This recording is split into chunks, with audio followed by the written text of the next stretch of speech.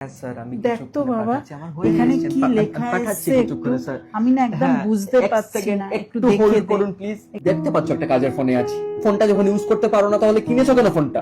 আমি এখন ব্যস্ত আছি, আমি পরে দেখবো। তুমি এখন যাও তো ব্যাংক এখান থেকে। না না, হ্যাঁ হ্যাঁ রাখো ফোনটা। হ্যাঁ, একটু দাঁড়ান। তো উনি তোমার মা হয়, তোমার কিন্তু ওনাকে সম্মান দেওয়া উচিত। হ্যাঁ মানছি আমি ওনার পেছনে লাগি, অনেক কিছু করি মজায় মজায়, বাট কোনো কিছুই কিন্তু সিরিয়াস নয়। কথায় আছে না, দাঁত থাকতে দাঁতের মর্যাদা দেয় না মানুষ। এই ব্যবহারটা মোটেই তুমি ঠিক করোনি। এক্ষুনি চলো, এক্ষুনি সরি বলবে। আর কি দেখতে চাইছিল ফোনে এক্ষুনি দেখিয়ে দেবে। আসো আসো আসো আসো।